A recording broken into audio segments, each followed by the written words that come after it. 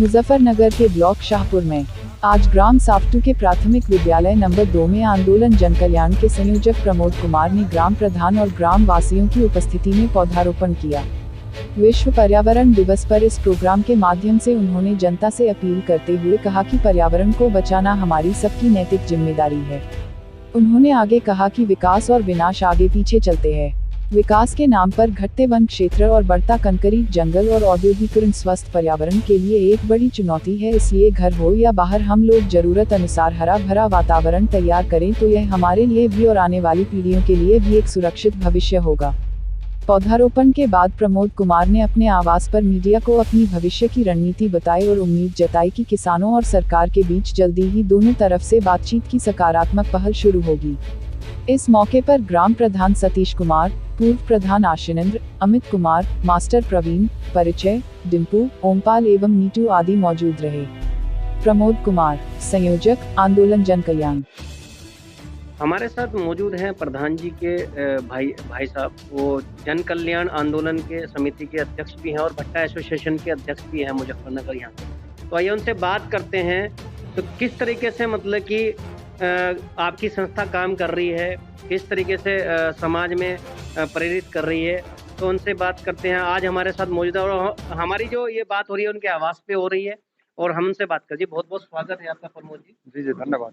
आपकी जो आंदोलन जन कल्याण समिति है, किस तरीके से मतलब कि गरीब वर्ग को मतलब सब लोगों को कैसे साथ लेके चल रही है? पत्रकार बंधुओं और उपस्थित सभी सम्मानित ग्रामवासियों, 2013 से हम लोग इस अपनी मुहिम पर काफ़ी तेज़ी से आगे बढ़े थे। अनफॉर्चुनेटली बीच में हम कुछ समय थोड़ा सा उतना ध्यान नहीं दे पाए। हमने 2013 में जो मेजर इशू उठाए थे, वो सावटू में एक बड़ी मीटिंग हुई थी, एक जो है ना खतौली क्षेत्र के नावला में हुई थी, दोनों अखबारों में छपी भी थी। हमारा उस विषय पर हमने कई बिंदु साथ लिए थे, जैसे किसान की स्थिति कैसे सुधरे और अपनी देश की अर्थव्यवस्था भी कैसे सुधरे। उस पर हमने एक सुझाव उस टाइम जो है कांग्रेस सरकार को भेजा था। उसमें गन्ने के 25% गन्ने से सीधा गन्ने के रस से एथेनॉल बने, वो हमने एक पत्र लिखा था, जिसमें माननीय राहुल गांधी जी और आदरणीय प्रधानमंत्री श्री मनमोहन जी को भी लिखा। उस पर कोई जवाब हमारा उस टाइम नहीं मिला था। फिर हमने दोबारा 2015 में एक चिट्ठी लिखी, ये हमारी चिट्ठी है उस टाइम की, जो हमने माननीय प्रधानमंत्री जी को भेजी थी। उसमें हमारी 18-19 मांगे थी, जिसमें गन्ने से एथेनॉल मुख्य बिंदु था और इसमें एक भट्टे से पर्यावरण क्लियरेंस को हटाना और इस तरह के 18-19 बिंदु थे, जिनमें 4-5 मांगे हमारी हो भी चुकी है। 2015 में हमने ये चिट्ठी लिखी, ये माननीय कमिश्नर मेरठ के पास आई, हमारे जिला अधिकारी के पास आई, लेकिन कार्रवाई नहीं हुई। 2018 में हमने फिर लिखी और तत्काल इस पर जहाँ शुगर पॉलिसी बनती है वहाँ पर गन्ने से एथेनॉल वाला और चीनी का न्यूनतम दाम हमारी दूसरी मांग थी। दोनों का तत्काल कार्रवाई हुई और कार्रवाई होने के बाद सीरे की जो उस टाइम 1 रुपया कुंटल चीनी मिल बेच रही थी, उस पर माननीय मुख्यमंत्री जी को उधर से आदेश गया कि इस पर आप अपना ध्यान दें और आबकारी आयुक्त ने तत्काल उसका संज्ञान लेते हुए आज सीरे का जो दाम है वो 750 रुपये कुंटल है चीनी मिल में। कार्रवाई इस सरकार में मैं देख रहा हूं कि जब भी हमने पत्र लिखा, चाहे वो नावला फ्लाईओवर हो या धौला से सिटोली मार्ग हो, तत्काल कार्रवाई हुई। प्रमोद जी, एक बहुत बड़ी मतलब कि आंदोलन चल रहा है किसानों का और काफी लगभग टाइम से मतलब किसान जमे हुए हैं दिल्ली के बॉर्डर पर, तो आप किस तरीके से देखते हैं किसान के आंदोलन? नहीं, मैं तो खुद भी किसानों के हित में, शुरू से ही मैं किसान के घर में पैदा हुआ और जो भी जनहित हो या किसान हित हो, मैं काफ़ी सक्रिय रहता हूं और किसी भी किसान का, किसी भी कोई पीड़ित का, मैं शोषित का, उसके पक्ष में खड़ा होता हूं। मैं किसान। लेकिन एक आम पब्लिक की बात है, अगर आप कांग्रेस की बात कर रहे हैं तो कांग्रेस के राज में लगभग, मैं जहाँ तक मैं मानता हूँ, 40 रुपए किलो तेल था सरसों का। मैं डीजल पेट्रोल की बात नहीं करूँगा, एक आम आदमी की बात करूँगा। और उस टाइम चीनी का रेट था लगभग 10 से 12 रुपए के आसपास। आज अगर देखा जाए, वही गरीब आदमी आज लगभग 200 रुपए का तेल खा रहा है। क्या उसके बारे में आपने कोई पत्र या मतलब किस तरह की कोई मुहिम आपने छेड़ी है इस बारे में? देखो जी, मैं दुर्भाग्यवश बीच बीच में एक ईमानदारी से अपना रोटी रोजी चलाना और संघर्ष करना बहुत ही मुश्किल कार्य है। मैं पिछले 1.5 साल से अभी 1.5 साल से थोड़ा फ्री हुआ हूँ। इस बीच में मुझे अपनी रोटी रोजी भी देखनी थी, मैं उतना टाइम नहीं दे पाया। अब मैं 1.5 साल से पूरा टाइम दे रहा हूँ। मुजफ्फरनगर में आप देखेंगे, जैसे मैं भट्टा स्टेशन का अध्यक्ष हूँ, पूरी पारदर्शिता है, पूरी ईमानदारी है, एक पैसे का भी भ्रष्टाचार किसी भी स्तर का नहीं है। आप किसी भी भट्टा स्वामी से पूछेंगे तो पूरी ईमानदारी, पूरी ऑनेस्टी से काम हो रहा है। अब मेरे दूसरे इशूज हैं, किसान वाले हैं, और दूसरे भी जो आप कह रहे हैं, इन पे भी मैं पहुंच रहा हूँ धीरे धीरे।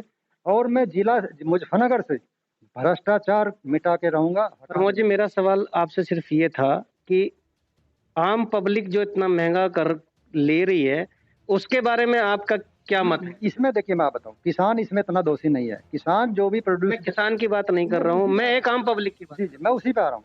किसान का जो भी प्रोडक्ट है, वो जब उससे निकलता है तो वो उतना दाम नहीं होता। मार्केट में जाने के बाद उसको कुछ बीच का तबका कैसे उसको उसका लाभ उठाता है। क्या किसान वो चीज नहीं खाता? क्या उसके घर में तेल नहीं आता, चीनी नहीं आती, नमक नहीं आता, कुछ नहीं आता? तो क्या सिर्फ गन्ना ही एक ऐसा मेन मुद्दा है जो मतलब कि उसे पूरा सिस्टम चल जाएगा? वो भी तो महंगा खा रहा है ना उस चीज को, और अपना जो सामान है वो कम बेच रहा है। तो क्या ये गलत नहीं हो पा रहा क्या सरकार में? नहीं, सरकार में अगर कहीं गलत हो रहा है, आज आपने मेरे संज्ञान में लाया, मैं इस विषय को जो है आने वाले भविष्य में जो है ना, इन चीज़ों को और तेजी से उठाऊंगा। और अब समय है, मैं इन पे विचार कर रहा हूँ। जो भी आपका मुद्दा होगा, समाज का मुद्दा होगा, मैं उनका आगे बढ़ूंगा। तो आप किस तरीके से देखते हैं 2022 के चुनाव? देखिए भाई साहब, बिजली वाले मुद्दे पे मैं एक चीज़ बताता हूँ। बिजली में बेहिसाब चोरी थी, बहुत समय से है। लाइन लॉसेस, जो ईमानदार उपभोक्ता है, बोझ उस पर पड़ रहा है। जो आदमी चोरी कर रहा है, चाहे वो इंडस्ट्री में कर रहा है, चाहे कहीं भी कर रहा है, उसका जो खामियाजा है वो आम आदमी भुगत रहा। मैं माननीय प्रधानमंत्री जी की कुछ बातों से सहमत नहीं हूँ। जैसे वो कहते हैं 24 घंटे बिजली दीजिए। 24 घंटे बिजली देने का नुकसान क्या है? पर्यावरण इस तरह बिगड़ रहा है, मैं आपको बता दूं। जहाँ भी ये इलेक्ट्रिसिटी जनरेट हो रही है, चाहे वो कोल प्लांट हो चाहे दूसरे हो, वहाँ पर पोल्यूशन हो रहा, वहाँ पर दिक्कत है। 24 घंटे जब बिजली उपलब्ध रहेगी, आदमी जो है ना, बिजली का ट्यूबवेल बंद नहीं करेगा, पंखा बंद नहीं करेगा, पानी का मोटर चल रहा, नालियों में आप देखेंगे गाँव देहात में जो है इस कदर हालत है कि एक फ्रेश स्वच्छ पानी जो है नालियों में बह रहा।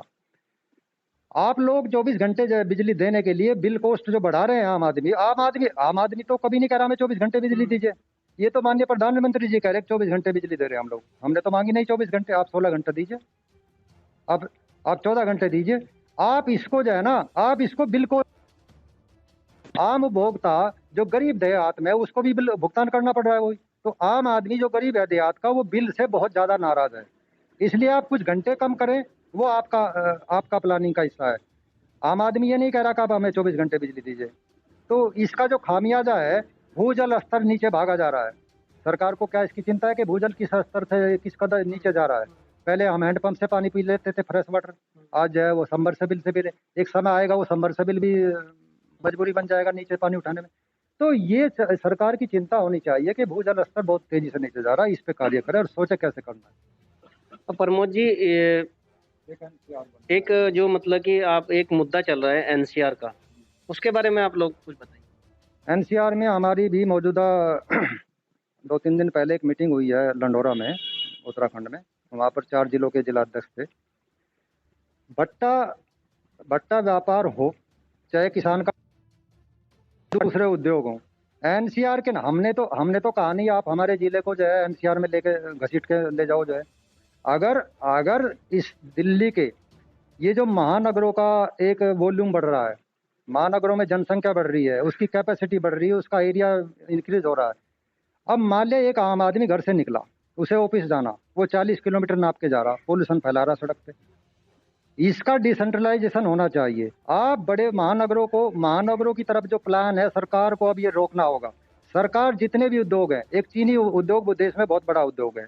आप देखिए सारे उद्योग गांव देहात में चल रहे, किसान अपना प्रोडक्ट बेच रहा, एक पूंजीपतियों को व्यापार मिल रहा, चीनी यहाँ से जा रही, गन्ने का जो प्रोडक्ट है वो यहाँ से मिल का प्रोडक्ट जा रहा, कोई दिक्कत नहीं है। क्यों आप लोग तुले हो जो है दुनिया की नकल करके हम लोग जो है महानगर को चमकाएंगे, हम जो है एक स्मार्ट सिटी बनाएंगे। हम तो कहते हैं आप लोग जो है ना स्मार्ट विलेज बनाइए ना। आप 100 किलोमीटर दायरे में सारे जो बहुराष्ट्रीय कंपनियों के दफ्तर हैं, आप हटाइए वहां से उनको। जो है आप जो है मुजफ्फरनगर में खोलिए, शामली में खोलिए, गांव देहात के लोगों को रोजगार मिलेगा। ये सब जो प्लान हो रहा अंधाधुंध, अब चलो दिल्ली, इसको रोकें आप लोग। वहाँ से आप लोग जितने एमएनसी के ऑफिस हैं, जितने बड़े जो रोजगार सर्जित करने वाले दफ्तर हैं, उनको हटा के आप मेरठ में लाइए, शामली में लाइए, मुजफ्फरनगर में लाइए। गांव देहात के लोगों को जो है रोजगार मिलेगा। जो वहाँ पर अंधाधुंध वाहनों का प्रदूषण है वो कम होगा। आप लोग वहाँ पर 40 किलोमीटर चला के ऑफिस जाते हो, यहाँ पर लोग मुजफ्फरनगर का निवासी वो 1 किलोमीटर चला के ऑफिस में जाएगा।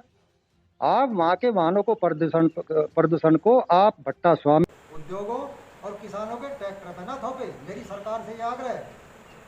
अच्छा प्रमोद जी, एक बहुत बड़ा ट्रेंड चल रहा है आजकल ऑनलाइन पर। अमेजोन हो, चाहे स्नैपडील हो, चाहे फ्लिपकार्ट हो, उनका मतलब पूरा काम चल रहा है, लेकिन जो छोटे व्यापारी हैं वो मतलब उस तरीके से अपना काम नहीं कर पा रहे।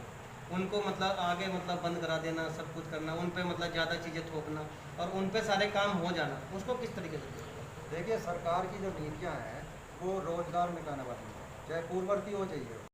अगर उद्योगपति इंडस्ट्री सेंट्रलाइज आप स्कीम लाएंगे तो इस देश का भंडाधार होना जरूरी है। इस देश में रोजगार पाएगा कैसे नौजवान? आप लोग अगर उद्योगों को ही सब कुछ दे दोगे, आप लोग बड़े बड़े इंडस्ट्रिस्ट को ही, चाहे वो उनकी कोई भी कंपनी जो किसी तरह का कार्य, अगर सब उधर की तरफ डाइवर्ट कर देंगे तो आम आदमी को रोजगार मिलेगा कहाँ से? हमारा समानता के अधिकार का और ये जो सरकार की नीतियां हैं, चाहे वो इस सरकार की हो चाहे पूर्ववर्ती की थी, हमारा विरोध करना अपना एजेंडा है। मतलब कि हम लोगों ने वो कर दिया, कोविड को लेके वैक्सीन हम लोगों ने 1 साल के अंदर तैयार कर दी, जो कभी मतलब कि पहले नहीं हो पाई। तो आप किस तरीके से देखते हैं इस चीज़ को? देखो जी, मैं कोविड पे ज़्यादा दूर ना जाके मैं इतना कहना चाहूँगा, ये हमारा सौभाग्य है। इस ज़िले की जो जिलाधिकारी महोदया हैं वो बिल्कुल पारदर्शी, परफेक्ट ऑनेस्ट जो है, पूर्ण ईमानदार हैं, मेहनती है, रात दिन एक कर रही हैं। हमारे प्रदेश के मुख्यमंत्री जी भी, इसमें माननीय मुख्यमंत्री जी भी काफ़ी तेज़ी से कार्य रात दिन लगे पड़े हैं। कोरोना अब कंट्रोल हुआ है। कोरोना क्यों आया? सवाल सबसे बड़ा है, हमारे देश में कोरोना घुसा क्यों? जब तक हम दूसरे देशों की तरफ देखेंगे, ये बीमारी तो बाहर से ही आई, ये बड़े शहरों से आई, मेट्रोपॉलिटन सिटीज से ये बीमारी गाँव में आई। मैं फिर कह रहा हूँ उसी बात पर जो है कि आप महानगरीकरण को रोकिए। महानगरों से एक बड़ी बीमारी है, पोल्यूशन के नाम पे, बीमारी फैलाने के नाम पे।